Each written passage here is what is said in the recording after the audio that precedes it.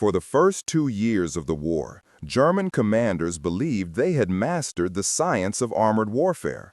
From Poland in 1939 to France in 1940, their doctrine of speed, concentration, and shock had shattered enemy defenses with breathtaking efficiency. Tanks moved fast, infantry followed closely, aircraft struck ahead of the advance. The world came to know this system as blitzkrieg, a method that relied not only on firepower but on surprise and tempo. By 1941, Germany's panzer forces stood at the center of this reputation.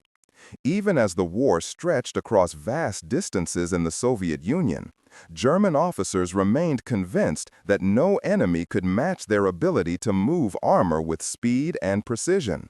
Mobility was their identity. When the United States entered the war in December 1941, German intelligence viewed American armored forces with skepticism. The U.S. Army had never fought a modern armored war. Its tank doctrine appeared experimental. Its crews were untested. German analysts focused on the statistics, the thickness of armor, the size of guns, and concluded that American tanks would be inferior in direct combat. What they paid less attention to was production, training depth, and operational endurance. The first major tank clashes between German and American forces came in North Africa in early 1943. At Kasserine Pass, German armor under experienced commanders struck U.S. positions with devastating effect. American units were outmaneuvered. Communications failed. Tank formations operated without proper coordination. To German observers, this confirmed what they already believed. American armor lacked tactical sophistication and would fold under pressure. Yet even in defeat, a different story began to form beneath the surface. American armored commanders analyzed every failure in Tunisia with ruthless honesty. Crews were retrained. Radios were standardized. Combined arms coordination between tanks, infantry, engineers, and artillery became a priority instead of a theory.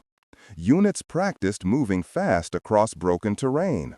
Repair teams learned to get damaged vehicles back into the fight within hours instead of days. What the Americans lost in experience, they began to replace with system and repetition. By late 1943, those changes began to show in Italy. Although the mountainous terrain restricted large armored maneuvers, German forces engaged increasingly confident American tank units during operations near Salerno and Anzio. German crews still enjoyed advantages in gunpowder and frontal armor with Panthers and Tigers. But something new had appeared on the battlefield. American tanks kept returning. A Tiger might knock out 2 Shermans. Another would appear behind it by afternoon. What German intelligence still failed to comprehend was the meaning of that repetition. American armor warfare was not built on individual tank lethality. It was built on availability, coordination, and above all, speed of replacement. A destroyed tank was a tactical loss for Germany. For the United States, it was a logistical inconvenience. As 1944 approached, Germany prepared for the Allied invasion of Western Europe. Intelligence estimates focused heavily on where the landing would occur and how many divisions would come ashore. What received far less accurate attention was how quickly American armor could reorganize, advance, and exploit a breakthrough once it occurred. German defensive planning in Normandy relied on 3 assumptions. First, that Allied armor would be slowed by the bocage terrain. Second, that fuel shortages and mechanical issues would limit sustained armored advances. Third, that German counterattacks with elite panzer divisions could seal any breach before it expanded. On paper, the calculations appeared reasonable. Hedge-lined fields restricted maneuver. Narrow roads choked movement. German tank crews were experienced. Heavy Panthers and Tigers could dominate open ground. But the calculations missed the most critical variable: how fast the Americans would recover from the initial obstacle and accelerate beyond it. By the summer of 1944, while German commanders waited for the decisive armored clash they expected to control, the Americans were building something different behind their lines. A system of movement that prioritized momentum over perfection, speed over symmetry, and pressure over pause. And this unseen difference in philosophy would soon turn into a shock no intelligence report had predicted. By the spring of 1944, two vastly different philosophies of armored warfare stood poised to collide in Western Europe. German doctrine still centered on the belief that battlefield dominance came from superior machines handled by elite crews at decisive points. American doctrine, shaped by painful lessons and massive industrial capacity, emphasized something less dramatic but far more powerful: sustained momentum, rapid recovery, and operational speed across wide fronts. Behind the Atlantic, American factories were producing tanks at a scale Germany could not match. The M4 Sherman, frequently criticized for its thinner armor and smaller gun, was never designed to duel Tigers head-on. It was built to be driven relentlessly. Its engines were reliable, its parts standardized. Its crews were trained not only to fight, but to move constantly, to repair quickly, and to replace losses without tempo. By mid-1944, the United States had shipped tens of thousands of tanks to the European theater. Even more important was what accompanied them: truck columns, fuel depots, mobile repair units, spare engines, and a command structure built around continuous motion. American armor was not merely a weapon.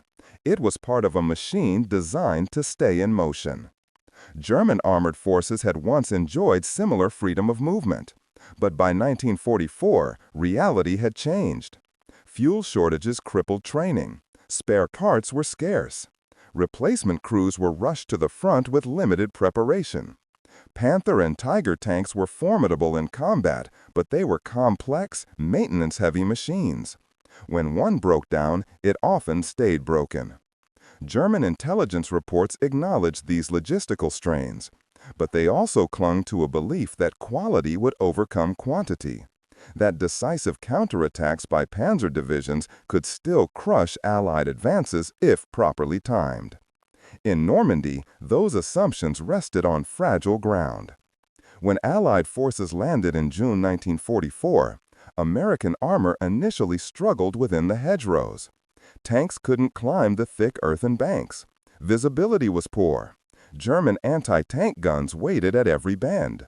Losses were heavy. To German officers observing from defensive positions, it appeared that their assumptions about American armored limitations were being confirmed yet again. But beneath the surface, American commanders were already changing the rules. Within weeks, U.S. engineers developed improvised tank-busting hedgerow cutters, welded directly onto Sherman hulls. These crude steel prongs allowed tanks to punch through the bocage instead of climbing over it. Infantry and armor coordination improved dramatically. Radio networks allowed platoons, companies, and battalions to adjust movement in real time. Damaged tanks were hauled back at night and returned to service by morning. German intelligence did not fully grasp the scale of this adaptation. Their reports still projected that once a breakthrough occurred, American progress would slow as units reorganized. They expected fuel constraints would limit deep exploitation, and they expected panzer reserves to regain the initiative with counterattacks once Allied supply lines stretched. But American planning emphasized the opposite. Behind the front, U.S. logistics built fuel pipelines, forward depots, and mobile supply convoys designed to extend armored movement without pause. Patton staff rehearsed armored exploitation months before Normandy was breached. Routes were pre-selected. Engineers studied bridge locations. Traffic control units trained to keep entire divisions moving without gridlock.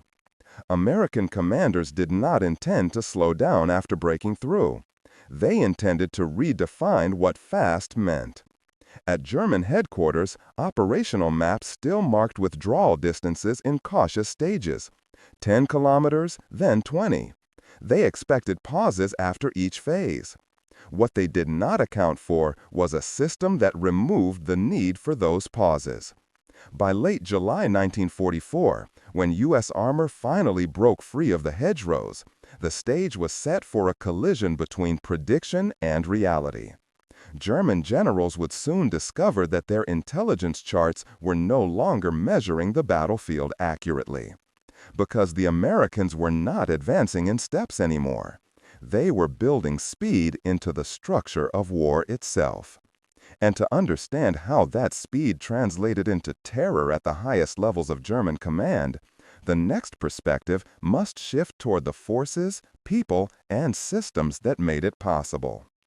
Angle 1. The human shock. German generals watching the front move too fast. At the highest levels of every projection built into the Normandy defense assumed that once the hedgerows were breached, there would be a delay before exploitation. That delay was supposed to be the moment German panzer divisions would counterattack and seal the breach. But the delay never came. American armor did not stop to reorganize the way German doctrine predicted. It reorganized while moving.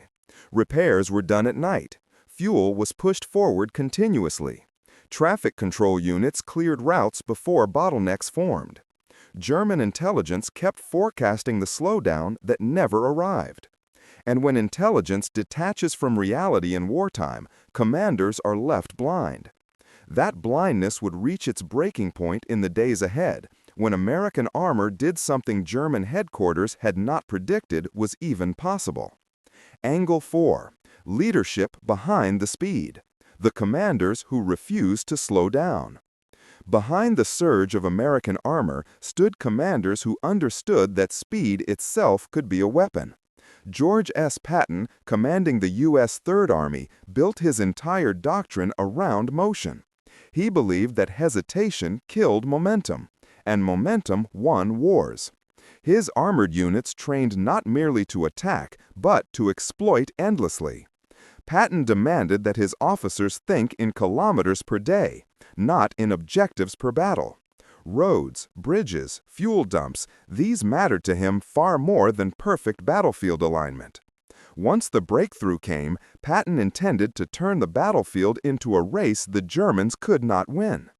Meanwhile, Omar Bradley, commanding First Army during the Normandy battles, focused on precision and synchronization. His style lacked Patton's theatrical aggression, but was no less decisive. Bradley shaped the conditions that allowed speed to emerge, crushing German resistance at St. Lo, creating the breach Cobra would exploit. German commanders expected American leaders to advance cautiously, consolidating territory step by step. Instead, they encountered an Allied command culture that rewarded initiative over procedure, movement over symmetry, and pressure over perfection. The result was an armored force that did not wait for ideal conditions. It created them by advancing. Angle 5. Tactical shock. What it meant when tanks stopped waiting for infantry. German defensive doctrine expected armor to be tied closely to infantry protection. When tanks outran their foot soldiers, they became vulnerable. This assumption had shaped how panzer divisions fought since 1940. American tactics broke that expectation. Once Cobra shattered the front, U.S. armored columns surged forward first, then infantry followed by truck and half-track. Tanks seized road junctions, towns, bridges, and crossings ahead of any organized defense. Instead of waiting for infantry to secure ground, American armor secured it by arrival. This inverted the traditional rhythm of advance. German commanders attempting to respond discovered their counterattacks were always late. Armor rushed forward to block American tanks, but found those tanks already beyond the point of interception. Anti-tank guns were deployed only to be outflanked within hours. Defensive lines planned on maps were bypassed entirely. To German officers trained in structured fronts, this felt like fighting water. No matter where they struck, the Americans were already flowing somewhere else. This was not recklessness. It was calculated momentum. And it turned German planning into a permanent reaction instead of a command. Angle 6. Psychological freefall. When High Command realized the map was lying.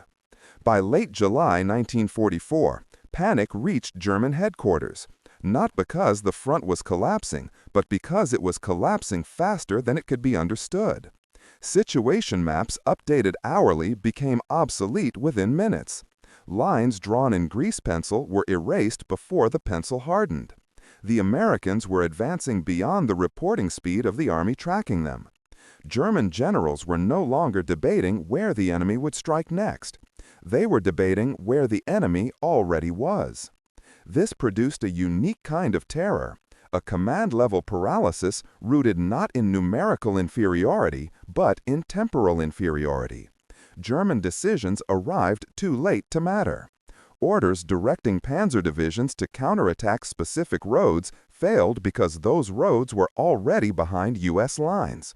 Instructions to hold towns arrived after American armor had already taken them. Units ordered to form defensive belts discovered that the belt no longer existed. This was the moment German generals grew truly terrified, not of defeat itself, but of the loss of the ability to act meaningfully. They were no longer commanding the battle. They were being dragged behind it. And when command loses that grip, the battlefield turns into something far more dangerous than chaos. It becomes inevitability. That sense of inevitability would become unmistakable in the days ahead, when American armor fully broke into open country and transformed speed into catastrophe for the German defensive system. July 25, 1944, west of St. Lo, Normandy. The sky darkened beneath the weight of thousands of Allied bombers. For German troops dug into their defensive belts, the air itself seemed to vibrate before the first explosion struck. When the bombing began, it did not arrive in waves. It arrived as a continuous earthquake. Trenches collapsed, communication lines severed.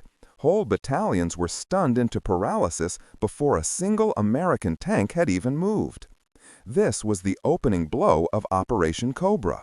German generals had expected a breakthrough attempt. What they had not predicted was the scale of destruction or the speed that would follow. The bombardment was meant to punch a hole through the narrow German defensive corridor west of St. Lo. But when the smoke lifted, what stood behind the blast zone was not a cautious probing force. It was a mass of American armor already in motion. Sherman tanks rolled forward almost immediately. Infantry advanced behind them, but it was the armor that defined the tempo. Columns surged through the shattered German center, bypassing pockets of resistance rather than stopping to eliminate them. For German commanders observing the front from miles behind the lines, the situation unfolded with horrifying clarity. The Americans were not attacking to test the breach, they were exploiting it instantly. German counter-battery fire arrived too late to matter. Anti-tank guns that survived the bombardment were overwhelmed by speed. Crews barely had time to reposition before being flanked. Units ordered to counterattack found their approach roads already under U.S. fire control. By midday, American tank columns were advancing at a pace German intelligence had previously considered impossible. Road junctions fell before defenders arrived. Supply convoys were intercepted in transit. Rear area command posts suddenly found themselves inside the battlefield. German commanders began issuing emergency orders to panzer divisions positioned east of the breach. These elite armored units, Panzer Lehr, 2nd Panzer, and 1/16th Panzer, were expected to launch disciplined counterattacks and restore the front. But the front no longer existed in a form they could strike. American armor was already flowing past the points they were ordered to defend. While German divisions struggled to refuel and maneuver through crowded withdrawal routes, U.S. tank battalions moved freely along cleared roads. Traffic control units directed columns with precise timing. Engineers repaired bridges under fire. Fuel trucks followed within hours of the lead tanks. Every system was moving forward together. The German command structure reeled. Orders multiplied. Contradictory instructions overlapped in real time. Units attempting to obey one directive discovered that the situation had already changed. The Americans were advancing beyond prediction, beyond projection, and beyond the operational tempo Germany had built its entire defensive system around. At frontline positions, the impact was devastating. German infantry who had fought fiercely for weeks in the hedgerows found themselves suddenly outflanked and isolated. Positions that had taken days to seize from the Americans were rendered irrelevant in hours. Units that attempted to stand and fight were bypassed and surrounded. The battlefield ceased to resemble a line. It became a widening river of steel moving east. By the evening of the first day of Cobra, the German situation had changed irreversibly. What had been a controlled withdrawal plan collapsed into a race for survival. American armor did not stop to consolidate gains in the traditional sense. It consolidated by moving faster. German generals now faced the unacceptable truth their intelligence had failed to prepare them for. The Americans were not advancing faster than expected by a few kilometers. They were advancing according to a different definition of speed entirely. And with every hour that passed, the distance between prediction and reality grew more dangerous. This was no longer a question of whether German defenses could be restored. It was a question of whether the German army could escape the momentum now overtaking it. August 1944, northern France. What began as a breakthrough west of St. Lo had now become a strategic flood. American armored columns surged through the heart of Normandy and burst into open country where speed, not terrain, became the defining weapon. Fields gave way to highways. Villages blurred past tank holes. The hedgerows that had resisted Operations were undone by the speed at which American armored battalions repositioned to seal the gaps. German generals were no longer reacting to a battlefield. They were reacting to a moving wall. Within the pocket, command and cohesion disintegrated. Infantry, armor, artillery, supply units, once organized into divisions, collapsed into desperate fragments. Officers lost control of their units in the chaos. Soldiers abandoned guns, trucks, even wounded comrades in the desperate push to escape before the corridor vanished. American tank units advancing from the south encountered scenes of devastation that revealed just how complete the collapse had become. Abandoned German armor stood silent along roadways. Artillery pieces lay overturned in ditches. The once feared panzer formations were now immobilized by fuel starvation and overwhelmed by surrounding fire. By August 21, 1944, the noose tightened completely. The Falaise Pocket closed. Tens of thousands of German soldiers were killed, wounded, or captured in the encirclement. The remnants that escaped did so without heavy weapons, without vehicles, and often without cohesion. The core of Germany's armored strength in the West, built over years, was no longer a fighting force. It was a shattered remnant fleeing east. For German generals, the truth was unavoidable. Their operational system had failed not because it lacked skill or courage, but because it could not survive an enemy that moved faster than prediction itself. The panzer forces that once rewrote the rules of warfare in 1940 had been overtaken by a new kind of speed, one built not on daring alone, but on logistics, radios, engines, and an industrial engine that never stopped pushing forward.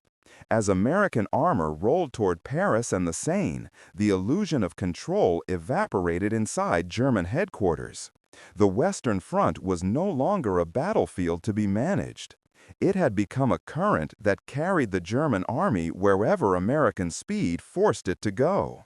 And the consequences of that speed, felt first in Normandy, would now reshape the entire war in the West.